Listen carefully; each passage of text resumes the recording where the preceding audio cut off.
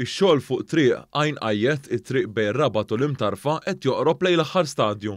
Infrastruttura Malta reġgħet iddisinjat din it-triq biex tinkludi bankina ġdida ta' 200 metru li se taqqat mal-passaġġ tal-Belvedere tat-triq tal-Irixem. Waqt żjara fuq l-għan tax-xogħol il-Ministru tal-Infrastruttura Ejjem Borġ qal kif din it-triq se tiffaċilita konnessjonijiet aktar siguri għal vetturi li jgħaddu bejn dawn iż-żewġ lokalitajiet. L-iktar enfasi li qed issir hawnhekk hija s-sigurtà.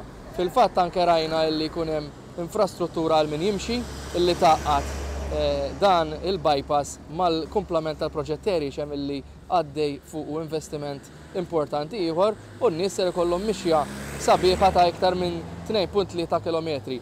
Is-Sindku tal-Imtarfa Daniel Attart esprima s-sodisfazzjon tal-Kunsill li dan il-proġett se jtejjeb is-sigurtà tas-sewwieqa fl-istess waqt li se joffri spazju rikreattiv. Permezz ta' dan il-proġett se jkollna aktar sigurtà u kwalità ta' ħajja aħjar għar-residenti tagħna li għamlu użu minn dan il-passaġġ issa aktar u aktar li l-proġett ta' Irixem wasal biex jitlesta.